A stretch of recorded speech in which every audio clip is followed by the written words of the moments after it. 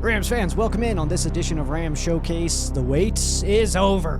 Now what are we watching for? Plus, are the Rams really primed for a Super Bowl run? And later, Week 1, Game 1, Texans and Rams. Let's rock.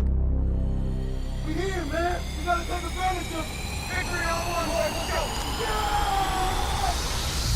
go. This is Rams Showcase. And now your host, Sheriff Joe Bags. Yes, welcome to it, Rams Showcase. My name's Sheriff Joe Bags. Willie Will on the intro. Former co-worker, incredible dude. Super fun to have him on this. That is absolutely awesome. We are here. It is Week 1. Houston Texans coming to town to take on our Los Angeles Rams. SoFi Stadium this Sunday. We'll get the full game preview. We'll do that here in a bit. But plenty of stuff to talk about as we head into the season officially. 53-man roster is here. Uniform schedule's out. Rivalries uniform is out. There's not much more to go on except for some football games. We'll absolutely get into that action here shortly, like I said. Full game preview, Texans at Rams. Hardest game preview of any year to do is the first game preview of the year because we don't know what the heck we're going to look like. We don't know what they're going to look like. So it's always a difficult one.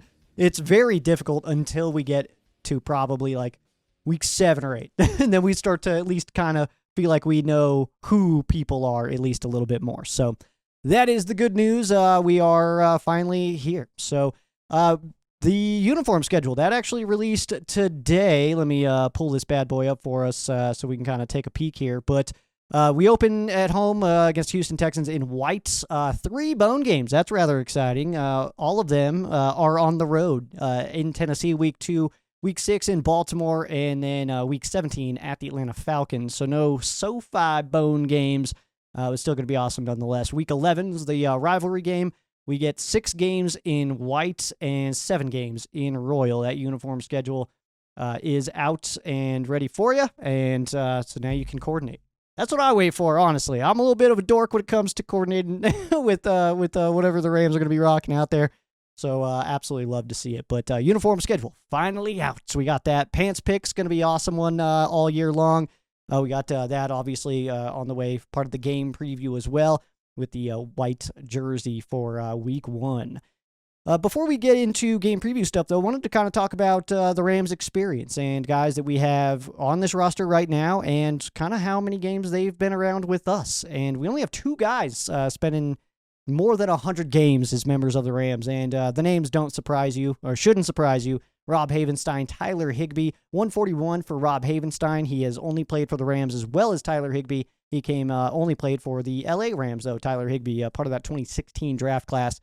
Havenstein, your last remaining St. Louis Ram on the roster, and very few throughout the rest of the league as well. This is year 10 for the Rams in Los Angeles, so yes, they are certainly dwindled away. If you want to look at our most experienced defensive player, it's everybody's favorite. It is Troy Reeder, 72 games as a member of the Rams. Behind that on the defensive side, Darius Williams, 55, but that was spent on some other teams and then came back around. Behind that, we've got Durant at 44, Quentin Lake at 40. Feels like the big-time veteran out there, but only 40 games as a member of the Rams. And then B.Y. Kobe, both at 34. We also have some other guys on the offensive side that have more games as Rams. Stafford, 57. Atwell, 54. So the experience overall, though, is not very hefty. All right. Ultimately, this is a pretty inexperienced team, especially when it comes to people on the Rams. But I wanted to ask you, think about this for just a second, because I'm about to give you the answer anyway. But if you were to guess right now, if you don't already have the answer, how many Rams from the 2021 Super Bowl team are still here today? Keep in mind that's only 4 years ago that we went into the 2021 season and then went on to win the Super Bowl. Answer, only 8. 8 players remain from that Super Bowl team with the Rams in 2021. That is Matthew Stafford, Tyler Higbee, Rob Havenstein, Troy Reeder, Darius Williams returned. Tutu Atwell, the Tutu train, A.J. Jackson, he was even a different number back then, and then Coleman Shelton also returned. He had spent some time, was he in Chicago? I think Chicago. I'm pretty confident in that, but either way, only 8 guys that won rings with the Rams are back now, so basically, I feel comfortable saying like that Super Bowl, like emotion, anything like that. It's not really there anymore. You know what I mean? Like, obviously, we have guys. We have, A.J. Jackson, Matthew Stafford, Rob Havenstein, Tyler Higbee, guys that did it for sure. But only 8 on a 53-man roster. A lot of these guys did not win a Super Bowl with the Rams. All right, the large majority, in fairness. So, and some other milestones that we're kind of keeping our eyeballs on as the season kicks off here. Sean McVay, the Rams' 27th all-time coach. He is currently second in games coached with 132. He just needs to not get fired by week 13, and he will pass John Robinson. He is currently 11 behind, and then obviously you got to think that bye week as well. So 13 is when he will make that pass on the late, great John Robinson. Sean McVay already in first in wins by a Rams head coach with 80, Robinson at 75. So that's pretty cool. We are 11 games behind coached for McVay, but 5 more wins already. That kind of just goes to show how powerful Sean McVay has been for this Rams coaching staff. Absolutely. And then other than that, he has already coached in more playoff games than any other Rams head coach by 3, so already well in the lead for that. Most playoff wins by a head coach in Rams history with 8. Robinson in second with 4, so definitely already has that one. And then he is one of 4 head coaches to bring a championship to the Rams organization. That does include Dick Vermeil, Joe Stadahar, and Adam Walsh. Some throwback names for you right there. Matthew Stafford going into, what is this, year 17 for Matthew Stafford? That's absolutely crazy, dude. That's a lot of years, first of all. That's so many times being on a football field and getting beat up, too, in fairness, man. It was not always roses for Matthew Stafford, but he needs 1,414 yards. That would tie Norm Van Brocklin for 5th most in Rams history. 14-14. We feel pretty confident that he'll be able to reach that. He does need 3,471. That is a decent year for sure. Injuries could impact that, of course, but then that would tie him with Jared Goff for 4th in Rams history. Stafford has played in less games. Let's see here. He needs 2 touchdowns to tie Bob Waterfield, 7th in Rams history, and then he would need 7 to tie Kurt Warner in 6th, 12 to tie Jared Goff in 5th, and then 23 to tie Norm Van Brocklin in 4th. That is absolutely reasonable. We can absolutely anticipate that is at least a realistic option, that 23 touchdowns getting Matthew Stafford to 4th all-time in Rams history could absolutely be an option. He needs 191 yards to become the 10th quarterback all-time to reach 60,000. That's rather impressive. He needs 1,552 to tie Dan Marino, 9th all-time, 2,983 to tie Matt Ryan, 8th all-time. 7th is Rodgers, who is still active, of course. We do anticipate at least a couple yards being added to that. I don't know how many, but at least a few. 3,631 to tie Phillip Rivers, and 4,279 to tie Ben Roethlisberger. That would put him in 5th all-time. 4,279, absolutely a doable option. Could be in his way to the top 5 passing in NFL history, pending also what Rodgers does there up there as well, as he is ahead right now. 10th all time in passing touchdowns, needs just 4 to tie Matt Ryan in 9th, and then the jump after that is pretty hefty. Would need 41 to tie Ben Roethlisberger in 8th place. K-Dub, Kyron Williams off of his big contract addition, his extension there. He is currently 16th in Rams history in rushing yards all time. 7th in Rams history in yards per game, though, with guys with at least 3 games played. All right, minimum. All right, 3 games played, and then he is 7th in Rams history in yards per game. That is absolutely awesome. 52 to tie Cleveland Gary. That would bring him to 15th. 310 to tie John Arnett. 319 to pass to tie Willie Ellison. 509 for Jerome Bettis in 12th place, and then 537 to Colin Bryant, touchdown scorer when the Rams took on the Steelers back in the day. Colin Bryant, Colorado guy, I love that. With 1,000 yards even, if we were just to give him 1,000 yards, which I think is reasonable, Williams would climb to 7th all-time behind Todd Gurley, who would then be 18-22 ahead still. So he would be behind Todd Gurley by 1,800 yards still with 1,000 yards. But also this is, I mean, we're talking very new K-Dub. You know what I mean? This is, it's not like he's a seasoned vet over here, although on this roster he does appear that way. He's very well seasoned as far as the experience on this roster goes, especially that running back room for sure. Needs 2 rushing touchdowns to tie Roman Gabriel and Dick Hayner. And then needs 4 rushing touchdowns to tie Greg Bell and Tank Younger. And then if he was to maintain his averages, he would climb to 6th in rushing touchdowns with an estimated 35. It's right around 35 if he were to keep his current trajectory of rushing touchdowns. Tyler Higbee is currently 13th in receiving yards in Rams history. He would tie Marshall Faulk at 12 with 403.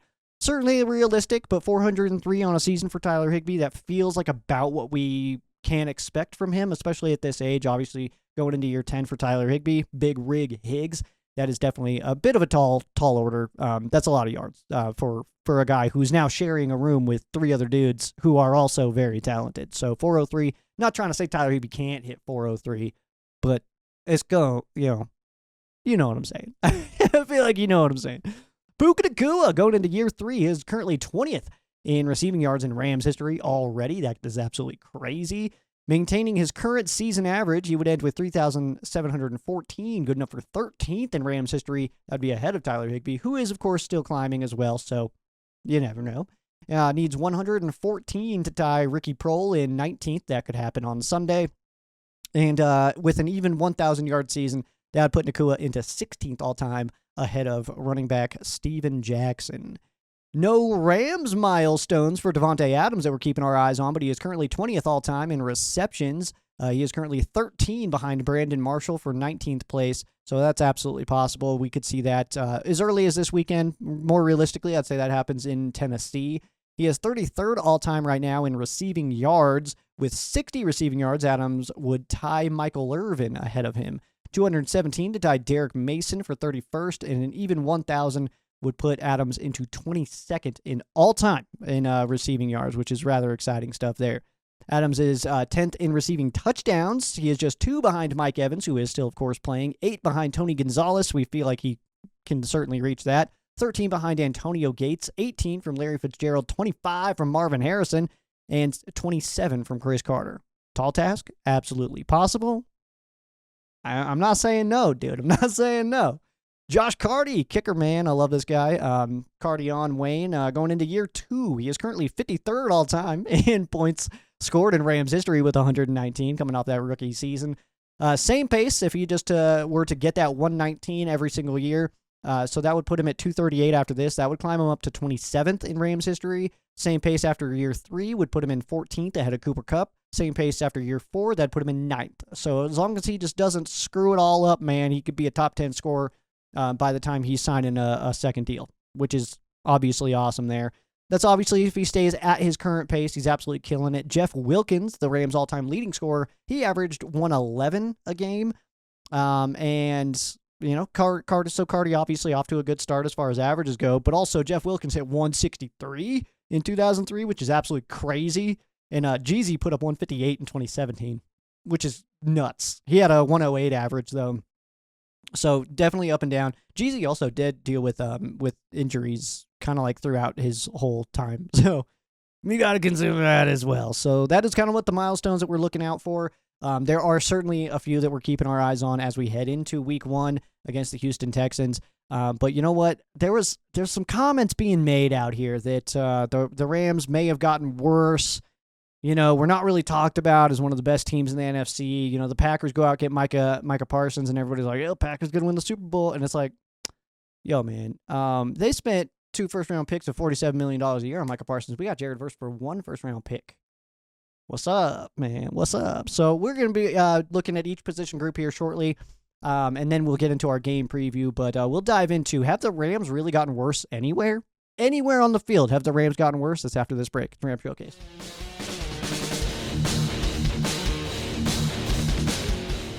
Welcome back in, Rams Showcase. My name is Sheriff Joe Bags. The Los Angeles Rams are seemingly just a few months removed from leaving a very chilly Philadelphia with a big old loss to the Philadelphia Eagles, who did go on to win the Super Bowl. So credit where credit's due, I guess. But definitely feels like the Rams could have, should have, would have won that game. Obviously, there's nothing we can do about it now. The blocks were not made. You know, Jalen Carter got in on Matthew Stafford, forced a few incompletions there. So obviously that's the thing that we're all looking at here. But when you're looking at last season, you're looking at that playoff run and the way that the Rams defense especially was playing as well. Not only was the offense killing it, but defense was unreal in those 2 playoff games. Have the 4th most sacks in postseason history in a single run and only played in 2 games. If that tells you anything about how many butt cheeks were kicked that day or those 2 days, I think that's all the evidence that you need. But I think ultimately, if you look at each position grouping, and we're about to, I don't think that you can say realistically with any true backing that the Rams got worse at any individual position group. We're even going to start with the coaching staff. Both coordinators return. Shula last year, we started a little bit slow, really came into his own, really figured it out. Now is a very young group who's just loaded with killers. So defense, we feel good about it. LaFleur, McVay running the offensive side of the ball with Matthew Stafford, Puka Nacua, Kyron Williams, Devontae Adams, Tyler Higbee, Rob Havenstein. We don't stress that at all. If we did have a new coordinator, maybe a little bit, but we also still got Sean McVay. But on the defensive side, Shula returning, offensive side, LaFleur returning, that's good news. In fact, not a lot of coaching changes at all. Aubrey Pleasant, always a guy who's up for potential head coaching gigs, but didn't get taken. Eric Yarber, absolutely unbelievable. I think Tuna's got his feature on Yarbs as he did an interview. I think that's out today. If not, spoiler alert. Sorry about it, Tuna. That's on the way. But we got Gift Smith, G Money, Ryan Wendell. This coaching staff is truly great, man. I don't think that there's anything to be said negative about this coaching staff. I think from top to bottom, left to right, I think this coaching staff is absolutely loaded with absolute monsters. So no complaints on that front. When we look at the quarterback position, what I would say is 1 year of experience across the board. That's what I feel comfortable saying. We can say age on Stafford and Garoppolo, anything like that. But I think ultimately we'd have to wait until we saw that out on the football field. But I think that 1 year of experience for all these guys is absolutely awesome. Stafford's health, obviously, that's something to be talked about. That is a conversation in some sense.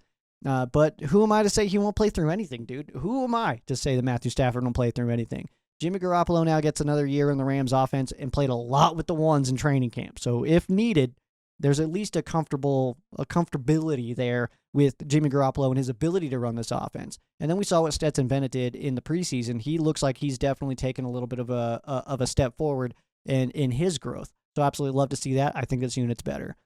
Running back, K-Dub, the clear-cut top guy, no doubt about it. Corum, though, in year 2, and a feisty Hunter. It is hard to say that this is worse than last year. I think last year, dealing with guys like Ronnie Rivers, who I'm a fan of, but when he came in, it kind of just felt like it wasn't going to be as explosive. But now with Blake Corum and Jarquez Hunter, we feel good about that. That even if Kyron Williams isn't on the field, maybe he's just taking a breath, maybe he's out for a game or two, but the guys that we have on the field in Corum and Hunter should be able to get it done. I think this group is improved. Tight end, Tyler Higbee starting the year healthy. Absolutely love that. The addition of Ferg means that this room is for sure better. I think those 2 tidbits of information alone make this room better. You get Colby Parkinson in year 2 with the Rams. Hopefully that's a better performance than we saw last year. Not that he played poorly, just wasn't really utilized that much. And then Davis Allen, who I think just keeps getting better and better. So yes, tight ends I think got better as well. Wide receiver. I'll accept arguments on this one, but I'll still call you wrong. Cooper Kupp to Devontae Adams is an upgrade. Absolutely it is. The Rams weren't great against man coverage last year. I want to say we were one of the bottom teams against man coverage. But Adams really solves that, man. So you gotta love that. The addition of a Devontae Adams definitely changes the way that your offense can run. Tutu Atwell, he also figures to be pretty involved. Witt coming off of a full offseason, that could be good. Mumpfield looks awesome. He looks like he fits right in. Puka Nacua, we know who he is. And as long as he knows more than 75% of the plays, I mean, sky's the limit for Puka Nacua, man. He's unstoppable. He doesn't even know the plays sometimes. Crazy to me. That is crazy, but absolutely love it, man. When you have a guy like him, though, I mean, clearly it's working. It's fine. It's, I just feel like he's so in tune with the game in general that he can figure it out. Even if he doesn't know the play, he can figure it out. This room, though, I think got better.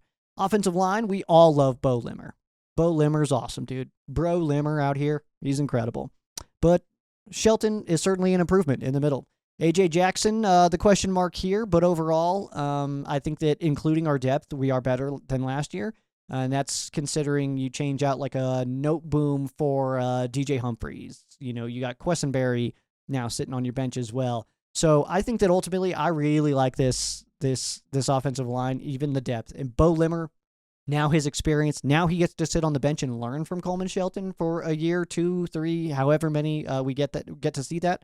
And then maybe Bo Limmer is our starter again, which is absolutely awesome. Which is exactly why also I'm not super devastated, I guess, by Willie Lampkin getting claimed by the Philadelphia Eagles. Do I think it was a little shiesty? Sure. But it's also the Philadelphia Eagles. That's just the kind of thing that they do. But I think that our depth in that spot makes it make sense that we wouldn't need to keep 3. You know what I mean? Like, are we going to keep this dude for 7, 8 years down the road? I mean, we don't need to plan that far out. So we got our guys now. I think that this room got better. Defensive lines, flipping over to the other side here. Puna Ford brought in to help solve what was certainly another gap for the Rams last year, which was run defense. So Puna Ford getting added into that. I love that addition. I was a big Bobby Brown fan, but I do think that this is an upgrade. And you get Braden Fisk into year 2. Kobe Turner with another year of experience. I'll say this room got better too. Linebacker Nate Landman voted captain by his teammates. That's absolutely huge in year 1. Landman and Spates, those are your starters. It really feels like this solves the void at the inside linebacker spot as well. Feels like we've needed to fill the inside linebacker role for years, and I feel like we definitely have done that now. Nate Landman, Omar Spates, absolutely awesome. All the entire room on inside linebackers for the Rams is full of undrafted guys as well, which I love because that really shows that, like, G-Money, Les Snead, Chula, all those guys, they're really finding guys that fit in with what we do here, which is, in fairness, a little bit different than a lot of teams run their defense, the way that the Rams use their personnel. But Nate Landman, I think, is an incredible addition. I think this is one of those where his addition is going to get overlooked by Devontae Adams. I fully anticipate that. But anytime we have a conversation later on in the year, we're going to be like, yeah, Nate Landman was a free agent signing too. And I think everybody's like, yeah, you're right. That was a great move. I think it's offense, defense, one on each side, but Puna Ford, obviously, we talked about too. I love what this team is. I love how this team has been built this offseason. With the guys that we lost in replacing them, I think that we're sitting in a really good spot. Linebacker, though, definitely a better spot than last year. Outside linebacker, year 2, Jared Verse might be something we tell stories about, so that's rather exciting stuff there. Like, we knew he was good his rookie season, but, I mean, if he puts it together year 2, this could be like a whole second thing. You know what I mean? Like we know he's really good, but also he had 4.5 sacks in the regular season. Like, potential is one thing, production's another. You know what I mean? Like, you can have all the potential in the world, it's got to turn into production. You can have all the pressure in the world, it's got to turn into sacks, man. So we're obviously expecting that would happen with Jared Verse. There's no real reason to think that isn't going to be the case.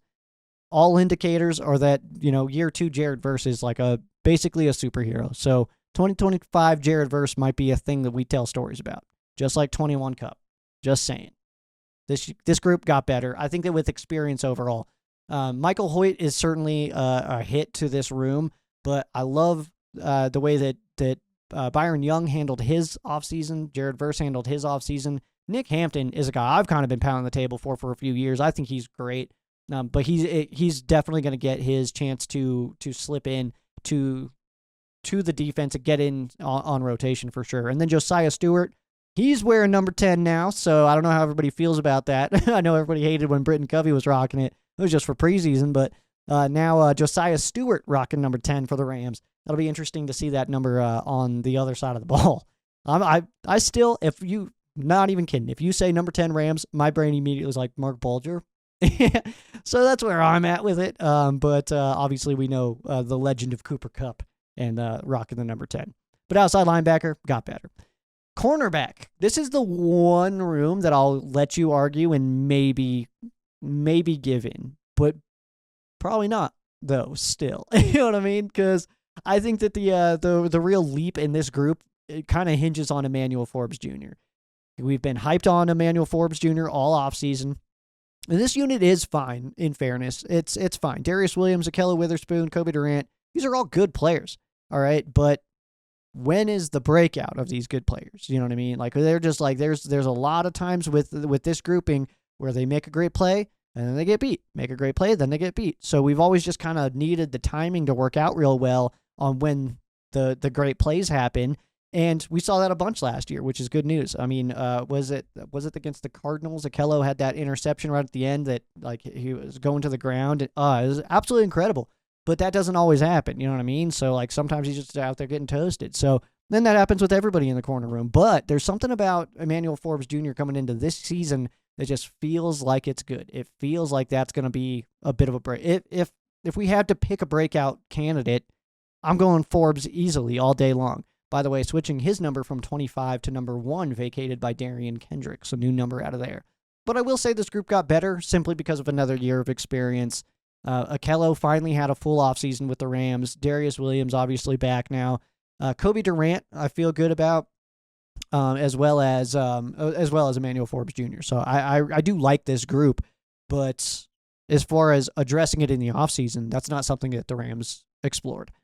Safety, I'm going to go experience here as well. McCullough, undrafted guy last year. Kinchin's now in year 2, which is good news. Curl is super sick. I feel like I expected a little bit more out of last year, but that's because I just have a lot of confidence in Cam Curl. So I think that, being in now year 2 and just more comfortable, another year with Aubrey Pleasant can't be a bad thing. So I'm expecting big things from Cam Curl. We obviously know that Quentin Lake is absolutely sick too.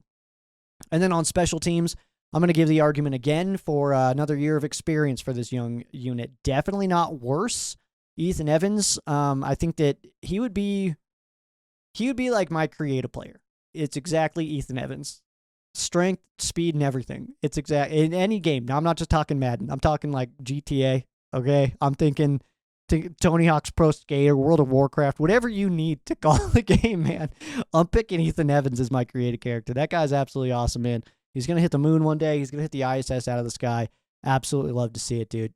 It's going to be, he's so dope. It's strong as hell, so that's good news. Joshua Carty, he ended 17 for 17 last year, so hopefully that streak can just continue and he just never misses again. Alex Ward, we never hear his name. That's exactly what you want. Alex Ward for president. Absolutely love it, dude. That's top tier. The way he gets that ball to Ethan Evans, no matter what the scenario is, punt or kick, we never hear like, oh, high snap or anything like that. It just snap is in, ball's out. That's good to go. Like that's what you want out of your long snapper, obviously. So that's good news.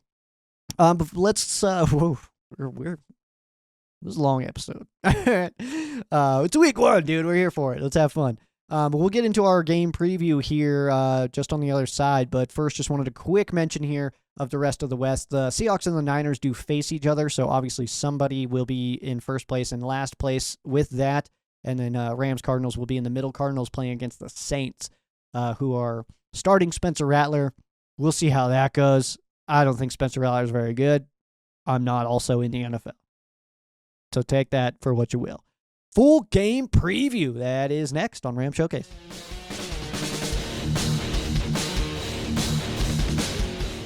Welcome back, Ram Showcase. Sheriff Joe Bags. This Sunday, the Los Angeles Rams hosting the Houston Texans, both, of course, sitting with a 0-0 record. Game kicks off from SoFi Stadium, 1:25 p.m. local time. If you won't be in the venue, CBS, Kevin Harlan and Trent Green will be on the call. Your distribution map up on screen for you visual watchers.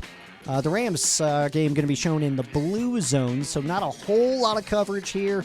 I think that ultimately this is not a slight towards the Rams. This is actually just a fact that the other game is Detroit and Green Bay, and that figures to be a pretty solid matchup. It's a division matchup against two teams who look to be in the playoffs. So it makes total sense. I know some people are making comments out there of like, we always get slided out here. What the? It's AFC versus NFC week 1, dude. And that's a division game. That's a good matchup. I mean, it makes sense is what I'm saying. But either way, Kevin Harlan, Trent Green will be on the call. Rams are -2.5, -142 on the money line. Over-under is at 44.5 for you bettors. Those are FanDuel numbers here. For the stadium, anybody who is heading to the game, there is a Vamos Rams schedule magnet being given away. That's absolutely awesome. Love to see that. Pink Lots open at 8 a.m. That's where you'll be tailgating with World Tour Rams, with Diehard Rams, with RWO, whatever your tailgating, flavor is, something for you at the Pink Lot for sure. 8 a.m. start time. Other lots open at 9. Doors are at 11. Kickoff 125. If you do stop by the World Tour tailgate, tell them I said, what up, dude? Absolutely awesome. Love those guys. But this is also, let me see here. If you are going for the first time, just a heads up, give yourself time. Make sure you have plenty of time. I feel like that's like the number one mistake of anybody going to any first-time NFL game is that they think like, oh, kickoff's at 1:30. Let's get out of here like noon. No, you want to be in the lot at least an hour early because first of all, you got to get all the way in, scan your ticket, do all that stuff, find a seat, get a beer. You know what I mean? Like there's a lot to it. So just give yourself plenty of time out there. It's way better to have too much time in the tailgate. Well, maybe depending on your personality type, I suppose. But it's better to be able to do another round or something like that before you head in, instead of just, walking in and it's, 7 minutes left in the first quarter and you've missed a sick punt return for a touchdown or something. You know what I mean? So definitely make sure you get there early. And there's just some really cool spots hidden around, man. So it's worth it if you've never been, especially to SoFi, getting in, doing a little bit of lap, checking it all out, stuff like that. There's so many team stores. Incredible restaurants. Absolutely love that. Heads up on the team store, by the way, the equipment room. Rivalries uniforms are not available until September 10th. I don't anticipate that they'll be available for this game, but also, who knows? We'll see, I suppose. Let's take a look at Pants Picks here. Rams will be in the white jerseys this week, and Tuna hopping on for our Pants Picks this week. So we're all going soul. All soul, all the way down. Everybody going soul. White on soul is what we are expecting to see. At least from our opinions. Drop yours below. Pants Picks back, and it's sweeping the nation. This is the biggest game. Hopefully they go back to 24 hours. We got the uniform scheduled today as I was driving home. It dropped, this is Wednesday. And hopefully they go back to the 24 hours thing because last year they were giving us the pants Wednesday, and it was like the episode would come out and we'd already have the pants. So it's like no one could play along. So I'm sure they don't care about my game. It's fine. It's cool, though. Just saying. Let's see. The history of this matchup. This is the 6th all-time meeting between the Rams and the Texans. Rams do lead the all-time series 4-1. Texans' only win over the Rams came in 2009. It was a 13-16 win for the Texans. But if you remember 2009 Rams, not a cool one. Not a cool one. One win that happened over the Detroit Lions. Rookie Matthew Stafford falling to the St. Louis Rams. First ever game between these two came on November 27th of 2005. That date might ring familiar to you as kind of stands out in NFL lore. NFL lore entirely, not just Rams lore, not just Texans lore, NFL lore, as that was the birth of one Fitzmagic, all right? A beardless Ryan Fitzpatrick took over for Jamie Martin, who started the game. Mark Bulger was already hurt and led an insane comeback. Overtime touchdown pass to Kevin Curtis from Ryan Fitzpatrick. Absolutely awesome, dude. Love to see it. Threw 5 picks the following week, which kind of defines what Fitzmagic ended up being. One incredible game. When he came in, he was going to do some magical stuff. And then the next game, it was crashing back down to earth. Had to even out, yin and yang of the world there. Most recent game between these two came on Halloween of 2021. Great year for the Rams. That was a 38-22 win for LA. The Rams have won the last 3 against the Houston Texans. This is the first time the Rams are hosting the Texans at SoFi Stadium, and also the first time the Houston Texans are playing at SoFi Stadium in the regular season. Could have done research on preseason, didn't care. Preseason is practice. So first time for the Houston Texans playing at SoFi Stadium. That's absolutely awesome. The only time they've played a regular season game in LA was at the Coliseum against the Rams and then at the StubHub Center against the Chargers. There's a lot of stuff there we're obviously looking for in this game. The Texans are off what felt like a down year, and they basically did exactly what the Rams did. You beat up on somebody at home. I'll give us the quotes for home because we technically played that game in Arizona. But you play somebody at home after winning your division for Wild Card Weekend, beat them up, and then the following week you lose to a future Super Bowl team. So the Texans lost to the Chiefs 23-14, while the Rams fell to the Eagles in a very, very tight game. Certainly could have won that one, but obviously it's not the way it shook out. Both teams do enter 2025 as not really as the favorites, you know what I mean? Like no one's really, like when you're talking conferences here, You bring up AFC, people will mention the Texans. In the NFC, people will mention the Rams, but that's not the lead. You know what I mean? People are talking about Philly, Washington, now Green Bay.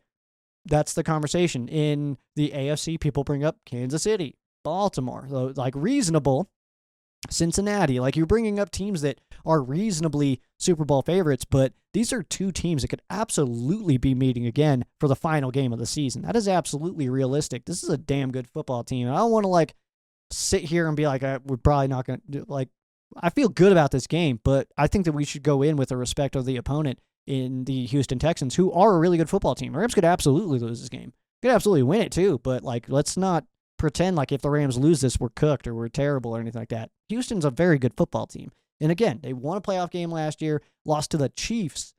I mean, that's a tough call, you know what I mean? Especially a playoff Mahomes and Andy Reid combo. Obviously, that is super, super tough there. But either way, for a week 1 game, there's really no telling what truly to expect out of this matchup. We don't know what the Houston Texans' our identity is truly going to be this year. We don't know what the Rams' identity is truly going to be this year. So that's all we can do is kind of sit and wait and to see how it unfolds. But, you know, the Texans look like they're trying to get out of what I would consider like a little brother, you know, emotion in the AFC, as it is like, it's like, oh yeah, they're good, but this team, you know what I mean? It kind of how similar to how I felt about the Rams this offseason. But also I would say on the flip side of that, like, they're trying to not become or like get out of being the little brother of the AFC, while the Rams are looking to show that 2021 wasn't just some anomaly. And yeah, we talked about that there's 8 players from that 2021 Super Bowl team still here today. So it's very much a different team.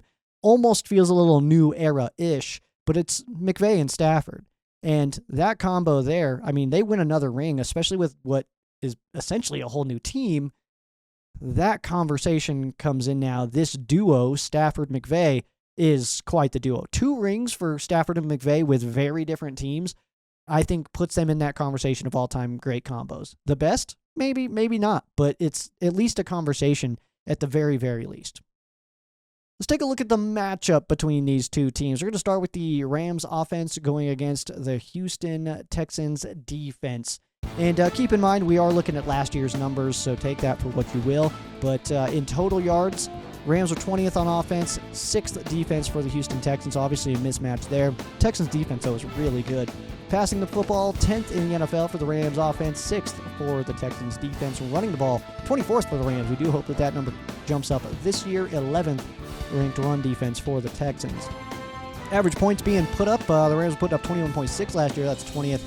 And Texans were giving up 21.9 for 14th best in the NFL. Third down conversion rate, 36.8 for the Rams on offense. That's 24th. And then the Texans 6th, giving up 35.9. So obviously, Houston Texans do have a very good defense. They've got, you know, they added Gardner Johnson. Stingley out there is very good. Their pass rush is great. Will Anderson, obviously. So they've got really good players. They bring over Al-Shaair as well. Certainly somebody that the Rams know well, but he knows us well. You got DeMeco Ryans in there, so that's it's a lot of stuff to cook in, where this could be a problematic matchup for the Rams offense going against the Houston Texans defense. From a mentality standpoint, from just a game plan standpoint, seems like the Texans at least have guys who have the ability to stop this Rams offense, no matter how talented we are, and we know we are, and that McVay offense really too. It's just knowing what to take away and when, and DeMeco Ryans did a great job at that. 21-22 in San Fran, 0-4 regular season against that. So certainly something to keep our eyes on for sure. We'll look at the 3 to see on the Texans side. I'm going to start with Will Anderson Jr., one of the best young pass rushers in the league. He did beat out Kobe Turner and Jalen Carter for 2023 Defensive Rookie of the Year. If that tells you about where he's slotting in, heading into year 3. Azeez Al-Shaair, in his first year with the Texans, he did start in 11 games and ended up with 7 tackles for loss last year. But year 7 for Al-Shaair at 28 years old. He's a really good player in what really could be a career year, especially coming back with DeMeco Ryans now. So he's over. Now he's just in a good spot. And honestly, we could be looking at the game 1 of a really good season from Al-Shaair. Derek Stingley Jr., first-team All-Pro last season, started all 17 games, ended with 5 picks. Stingley, honestly, he's really dope. He's, you know, it's a great test against, you know, Adams and Nakua. Should be some good battles there. I do expect Stingley to win some. I do expect our guys to win some, but Stingley certainly a really good corner. Really good test as well for the Rams in week 1. Kind of see where this offense may evolve as the year goes on, which is really cool stuff. And speaking of the best one-on-one, I think in this matchup, Rams offense, Texans defense, Adams versus Stingley. I think that's so sick, dude. So obviously Adams, this is our first time actually getting a chance to see him on a football field with the Rams and kind of see what he's able to unleash out here. But it's, first chance Stafford also to throw to Adams. They haven't really had a lot of time together to get that. Stingley would obviously love to ruin that debut, I'm sure. Tough matchup for Stingley, though, who doesn't know how Adams really fits into this offense yet, because we don't know. I don't know if Adams knows. You know what I mean? So hard to defend against when you have no clue what's coming for you. And then when he gets a break from covering Adams, he just gets to cover Nakua. So tough cookies, dude. 3 to see on the Rams side. We're going to start with Davante Adams. Hefty conversation on Davante this week, of course. But we're all fired up to see how he fits into this team, man. I'm hoping to see it pretty early, at least some early red zone ops. I would love that. First drive, Rams get it to the 15, and then we start, crack open that can of whoop ass on the red zone, man, and see what Davante Adams can really do out here. At least test it out, dude. I at least want to see that. Get to the 6 and test some stuff. Let's see what we got in this, man. Obviously, tough secondary, tough team to try stuff out against, but you do it on the first down, you still got second. You'll be all right. You'll be all right. Next up on the 3 to see for the Rams, we're going to go with Tyler Higbee. Big Rig Higgs. I think we have all but forgotten just how sick Tyler Higbee truly is and how sick he can be on this offense. After missing the large majority of last season, Higbee's presence certainly felt when he returned to the Rams offense. You could tell that the offense was operating different when Higbee returned to the lineup.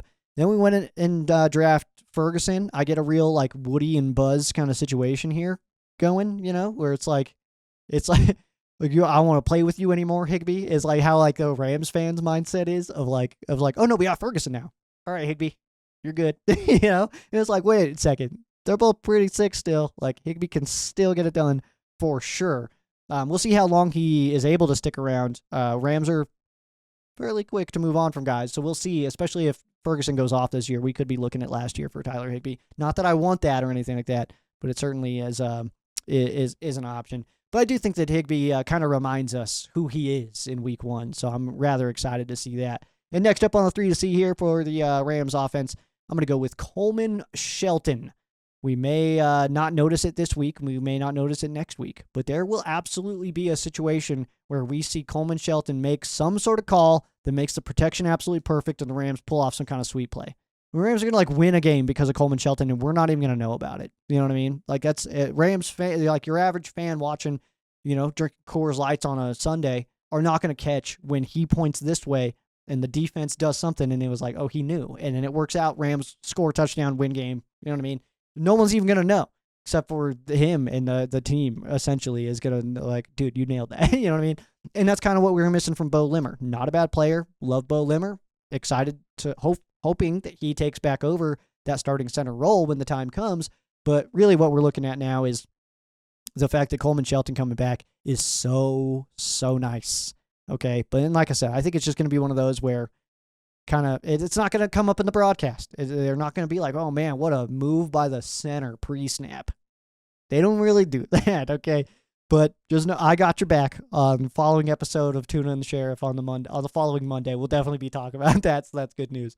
That's Monday, Wednesday, Friday, 7 a.m., by the way, live on the First and Tuna Podcast YouTube channel and Rams Showcase Facebook page. Check us on out. But the Super Bowl champion is back, Coleman Shelton, and I do think that we'll certainly notice it at some point throughout the season. It's oh, okay, that's why we brought him back. That's absolutely awesome. Slip over to the other side here. We're going to the Rams defense taking on Texans offense. So we got the 19th ranked offense for the Texans last year. Rams defense 26th, but I do think these averages, I will call them skewed. Okay, call me whatever you need to. I'm going to call these averages skewed. Rams defense, especially late, was absolutely unstoppable. So I think that's to be considered, especially early season when the Rams were giving up quite a bit. Passing the ball, 21st pass attack for the Texans offense, 20th against pass for the Rams defense. on the ground attack, 15th ranked rush attack, and 22nd against the run for the Rams. Average points being put up, Texans 21.9, that's 19th in the NFL last year, and 22.7 given up for the Rams defense, that is 17th. Third down conversion rate, 19th ranked unit for the Texans, 37.7%, and the Rams 20th, giving up 40.7, which is a lot. So hopefully we can see that number start to creep down as well. 3 to see on the Texans side. Here, we're going to open with C.J. Stroud. He's absolutely awesome, man. Clearly capable of being one of the best quarterbacks in the NFL. He's just mobile enough to, make the pass rush take maybe some less aggressive attempts. Where against a Sam Darnold, Jared Verse knows he can absolutely just unload and just go for it. But C.J. Stroud a little bit more wiggly, so can't just light it up and then, you still got to assess it. So that's another thing that I'm excited to see where Jared Verse's growth has come in to year 2. Next up, Nico Collins. Year 5 off a Pro Bowl season. Nico has broken 1,000 yards in each of the last 2 years and could be entering his best season. Very much like Alshire, in a good spot to kind of have a breakout this year, Nico Collins. So hopefully it doesn't happen week 1. But continuity with Stroud, absolutely love that. This combo really could be in for quite the crazy 2025 campaign. And it opens on Sunday. So hopefully we can kind of stifle that. Hopefully that campaign kind of starts off week 4 or 5-ish, not 1. You know what I'm saying? And then last here on the 3 to C Texans side, we're going to go with Ariante Ursery. Sick name. First of all, sick name. 48th overall pick this last offseason in the draft.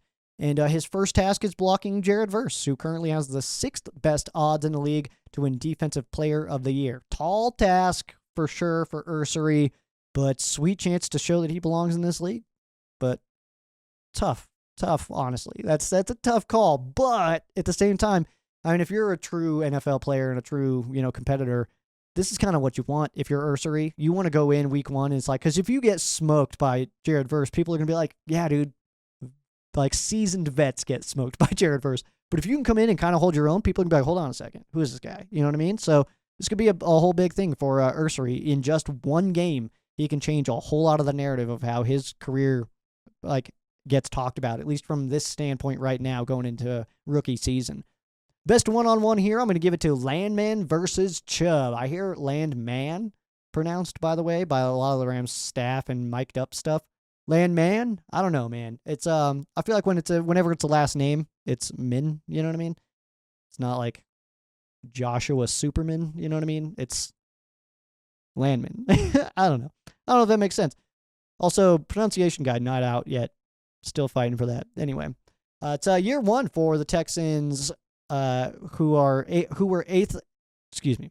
Year 1 with the Texans, 8th in the league. And needing to start with Joe Mixon out. So they had a really good running attack last year. Really good offense, obviously. What am I looking at here? I don't know why I wrote 8th. I got to stop giving myself short codes, dude. It's going to be a good season, man. Good season here. But either way, man, I mean, obviously, you've got Landman coming in. Joe Mixon not going to be in for this one. He did start, I believe it was on the PUP that he started, so he won't be in for a little bit. But Nick Chubb, obviously, such a killer player, man. He's only played in 10 games the last 2 seasons, but still has plenty of juice. Landman comes over from the Falcons, earned captain spot right away. You love to see that. So I think that he's, getting the patch right away. I think that this is something that we can watch as Rams fans and be like, okay, we actually addressed it, so let's see it unfold. You know what I mean? Like, Rams were rough against the run last year, so Puna Ford, Nate Landman, go get somebody. And I think it is a perfect opportunity to see it. Nick Chubb, again, very good player. Only 10 games the last 2 seasons. That can either tell you injury-prone, out of shape, or it can tell you fresh legs. Depends on perspective, really. It's also week 1. I would anticipate fresh legs. 3 to C on the Rams side of the football here. We're going to start with Jared Verse. While we all appreciate the Defensive Rookie of the Year performance Jared Verse gave us last year, he also ended the year with just 4.5 sacks. He did add 2 more against Jalen Hurts in the playoffs, but all expectations are that year 2 Jared Verse is going to be even better.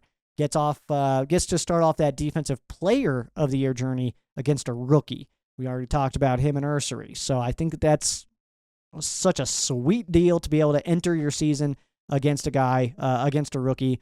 especially for Jared Verse coming off of Rookie of the Year.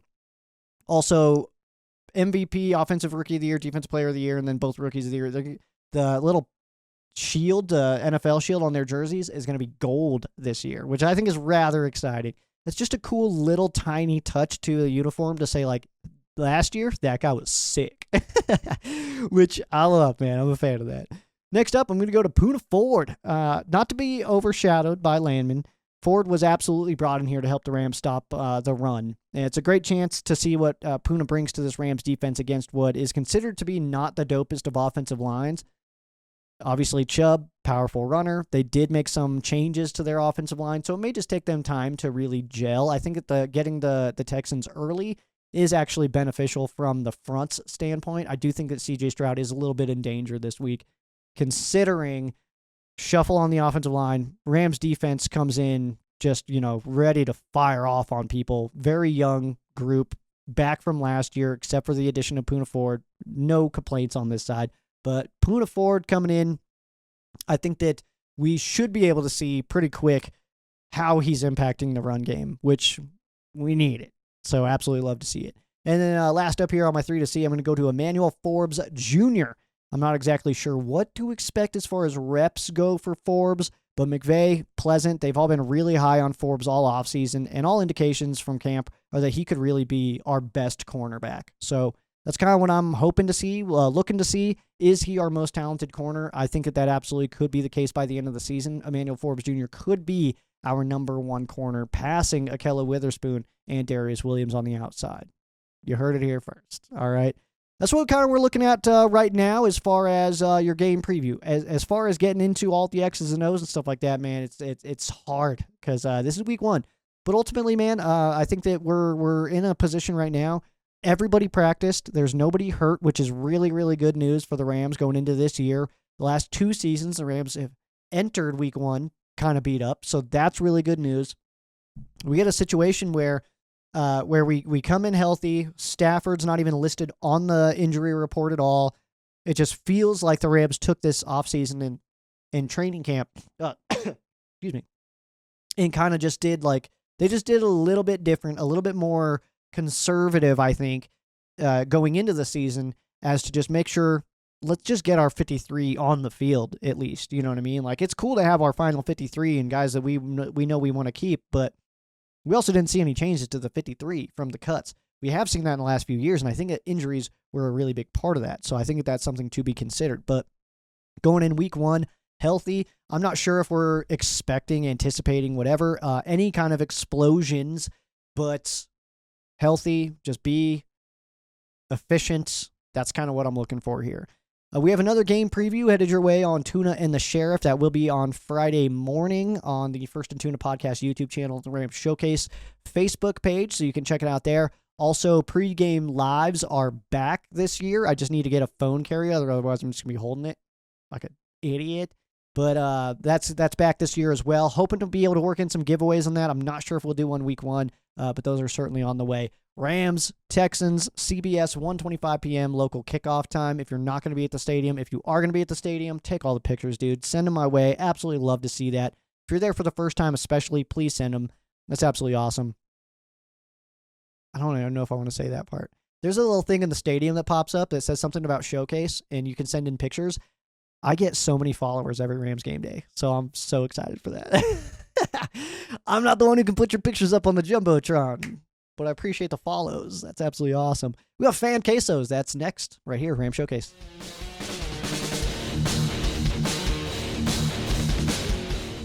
All right, welcome back in, Ram Showcase. Let's head over. I don't think we got any on Facebook, unless any just came in here. We did not get any on Facebook, so let's head over to the YouTube channel where I know we've got a few. Let's check them on out. Keep on rolling, baby. I don't know why I went with Limp Bizkit there. Oof, man, I was 34. That's I am the age. All right, I am right in that pocket of chaos. Me and Fred Durst, we go way back. We go back like car seats. All right, let's take a look here. All right, we're just going to go down this list, man. I have not read these, so excited either way. Let's get into it. Fan Quesos, by the way, if you would like to ask me a question about a game that we'll be previewing, anything like that, definitely drop them. We post on the YouTube channel as well as Facebook, so you can leave them there. If there's anywhere else you want me to post those so you can drop them, let me know. Those are just the things that I use the most. I also hate the internet. I know that's my fault. I got to work on that, but either way. And then also just a heads up for any fan quesos, you may hate some of them because, I don't know, there might be one here today. I was saying, like, what are we going to do after Stafford? I don't care yet. We have Stafford right now. We're going into week 1. We're caring about the future already, dude. What if we win the Super Bowl this year? Let's just get excited for now. How about, you know? Let's see here. First one comes from Paul. Will the Rams beat the Texans by 4 touchdowns or 5 touchdowns? I love this question, Paul. That's awesome. I would say probably closer to 4. I do think that this game's going to be much closer than I think a lot of people anticipate. First of all, Texans are a really good football team, and I think that we kind of get sometimes lost in our own team. Like, and obviously we think that the Rams are awesome, and they are, in fairness. But I think that when we're looking at other teams, it's like, man, we should beat everybody. And it's like, well, I don't know, man. There's some really good teams out there. So Texans are a really good football team. I wouldn't be blown away. I would obviously be sad, but like I'm not going to be stunned if the Texans pull out a win in this game, especially because also the Rams have started pretty slow the last few years. So I think that's something to kind of think about, that is at least a possibility, that we start slow even though we're healthy. We're also a very young team. So that's a lot of things to consider there. But will the Rams beat the Texans by 4 touchdowns or 5 touchdowns? You know, dude, neither. 7. Next one here come from Rams house. Whose house? What's it like for you personally on the night before game day? How do you fall asleep?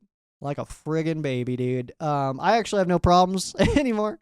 I think it's like covering the Rams for as long as I have, which is like 14 years now, something like that. Covering them like I do, I think I get very analytical in a sense of like, what's a good story, you know? So, and I just get excited for it in general. My win, and I know some people hate this, but my win is the fact that I get to go see my homies, put down some beers, go to Kelly's. That's the bar that I've been watching at since 2010. Go to Kelly's, man. Have some really good food. I love their food there. Have some good conversations. There's not a lot of jerkwad fans that go to that bar, so that's why I like it. I get along with the other fan bases and stuff like that. I'll go over and chat with people. That to me is just like, it's all the experience of it all. So like, I don't get super down on Rams losses now. I also don't get that high on Rams wins anymore. And it's not because I don't care or I care less now or anything like that. I just see it from a different perspective. Because I've also done, you know, I've covered the 21 season for the Rams, where it was absolutely incredible. You know, going all the way, previewing a Super Bowl that ended up being a win, having those conversations, absolutely unreal. But I also covered 2016, you know, a 4-win season, right here on Rams Showcase, where I mean, it wasn't the high flying action that we had hoped for. Jared Goff 0-7, stuff like that, but I still find so many parts of that season that I kind of remember and hold dearly. So I think that for me, it's no longer about the outcome as much as the fact that it happens. I don't even know if that makes sense. So to answer your question the most roundabout way possible, because that doesn't actually have anything to do with your question, but the night before the game, I'm kind of just doing some last minute look-ins on stuff. I'm just looking at injury report real quick, trying to see if there's any last minute things popping up that it's like, oh man, I missed out on the show. I should talk about it on the pregame live. Stuff like that happens a lot. It's a one-man show here, dude. I'm going to miss some information. There's sometimes some information is somewhere I just don't see it, you know? So there's times where I miss stuff. That happens all the time, but I'll kind of look for that, see if there's anything that I'm not thinking about, if there's a matchup of maybe an opponent, opposing player that I'm not giving enough credit to. So I always kind of do that. And then how do I fall asleep? I mean, the same way I always do, dude. Like a freaking baby, dude. I don't know. I don't have a lot of sleep troubles. Like people hate that too. Yeah. Payo time. Question: Who on the Rams would you predict scores the first touchdown of the Rams season? I think I said K-Dub, and I am sticking with that. I do think that we get like a good drive that just kind of works its way down. and Kyron runs one out from like 4 or 6 yards. I don't know why an even number is sticking out to me, but feels like that's going to be the case for K-Dub rushing in the first touchdown of the Rams season. Hopefully on drive 1, not on drive like 5, where we're like, dang, we're kind of starting a little rough, huh? So that's my pick still. I'm sticking with K-Dub. What's the best advice you can give a new Rams fan about the difference between the Rams playing against a division or a rival team versus a non-rival team? Example, playing the Texans versus playing the 49ers. I think that the emotional ramp up is just a little bit more intense. So everything that you see as a new Rams fan, you're going into year 1 right now, everything that you see this week of trash talk, showing up to the stadium, anything like that, take that and blow it off for Niners week. All right? Not relevant anymore. The hatred is real. The trash talk, it's a little more personal.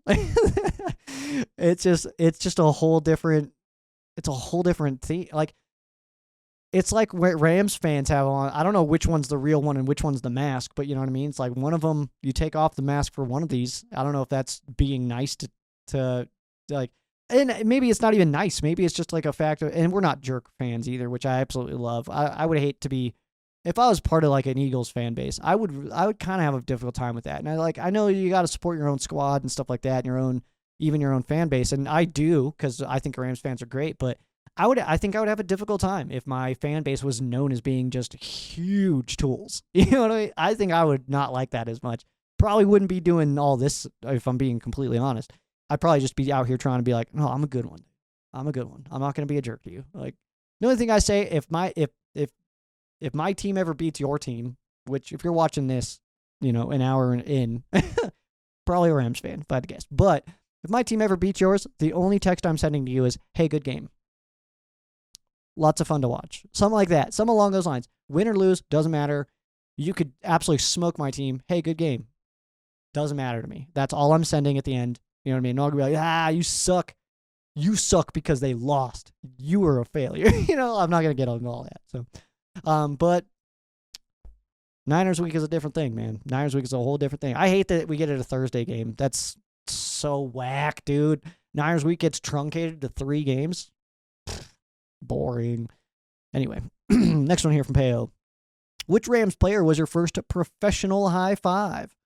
Solid question, and I know exactly the answer. It would have been, I don't remember the dates. I think it was October 26th. It might have been in November, though. Rams at Broncos 2010. 33-36 was the final. Sam Bradford's rookie year. Steven Jackson played, but only had like 46 yards, something like that. Nothing crazy. Denario Alexander had a sick catch down the left sideline. Matthew Mulligan scored 2 touchdowns. Crazy. And, so at the end of that game, though, we're waiting on Ride to show up. It was me and my sister went. And out of the tunnel, I'm looking down this way. Looking down the tunnel. I don't know how I missed him, but then standing right in front of me, I look over, and it was DeMarco Farr. I was like, hey, DeMarco. He looked up, he's like, hey, what's up? And then, so I gave him a high five, because at that time, I was very much a high fiver. I was, 19? High fives all around, you know what I mean? But, high five to D Farr, and then right after that was when Chris Long came out, and I got him to sign my Sam Bradford jersey.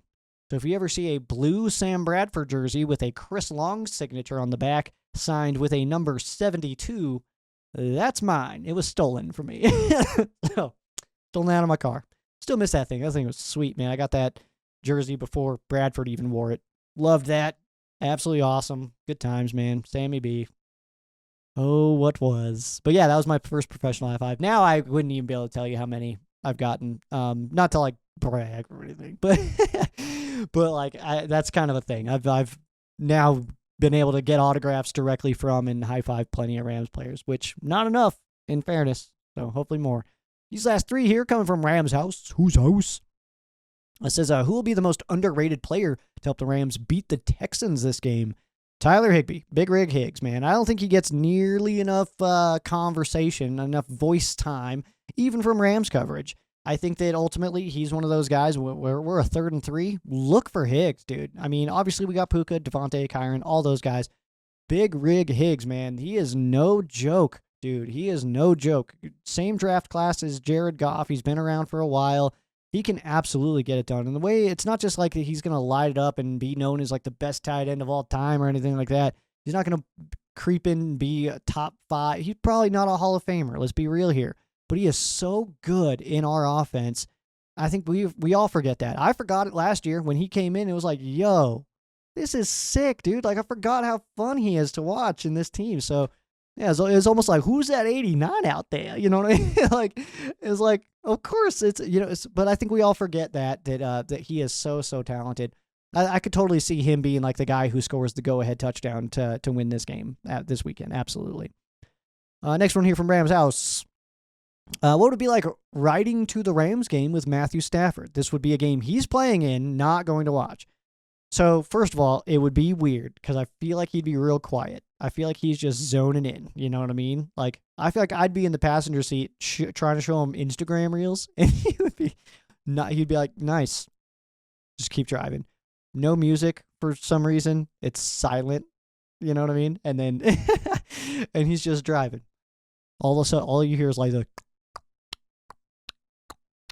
and it's just me sitting there just like trying to not explode, but I'd be like, do you remember that? Like, and just like lose my mind on him. That's how it would go. But then obviously we'd get to the stadium and then he would just be like, all right, man, have fun. And he would just like walk into and he would leave me there for sure. And I'd have to just like walk all the way around because the players where they park is like not on the side. I'd have to like walk all the way around, get over to the pink lot and then go party.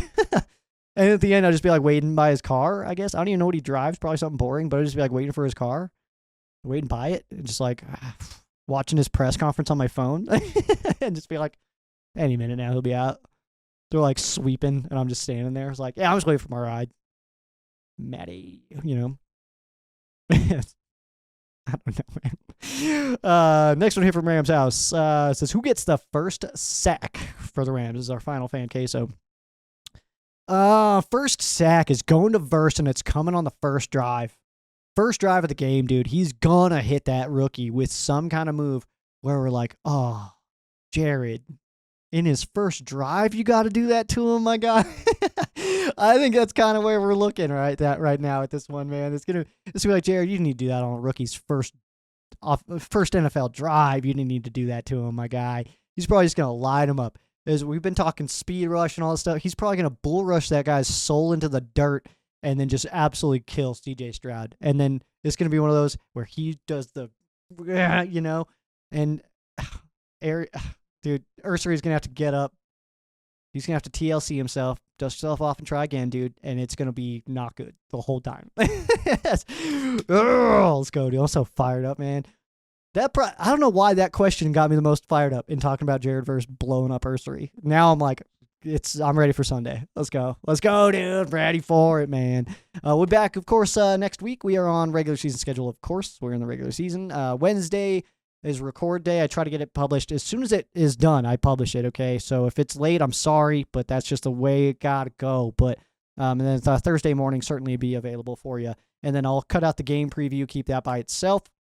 Make it its own standalone video as well. So if you don't want all the extra, well, let's call it what it is, goofing off, then game preview will be ready for you. Next week, we'll get into some more numbers and some more digging on some certain stuff, which is going to be rather fun. I love that kind of stuff. So that is going to do it. Tuna and the Sheriff, 3 days a week we are live. 7 a.m. LA time. That's Monday, Wednesday, and Friday. Be sure to check us out there. Links will be in the description. Audio version is available. We do have a podcast version of that. Apple, iHeart, Spotify, all that stuff. So be sure to check it out there. But again, live on the First and Tuna podcast YouTube channel and then the Ram Showcase Facebook page. You can check us out live every Monday, Wednesday, Friday, 7 a.m. all year long until the Rams are done. Then we'll get back on off-season schedule. But we don't got to worry about that right now, dude, because we're going into week 1.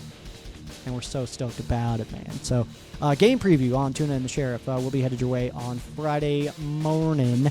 And then, of course, we'll have our Rams Showcase pregame live stream. Those are back as well. And so we'll start that on Sunday when I'm heading out to go watch the game. So, dude, we're here. We made it. Love this. Love you. Love this. Love all this. Love Tuna. Love Rams house, Lapeo. I mean, there's so much love happening right now, man. I just feel like I need to share it. I love this right now, dude. We are here. We did the thing. We survived the offseason. We're back, man. We're back in action. But that is going to do it for me. I am Sheriff Joe Bags. This has been Rams Showcase on Sports War Radio and the Fan-Sided Network. For those of you who aren't Rams fans, our thoughts and prayers are with you. For those of you who are Rams fans, thank you so much for watching, and go Rams.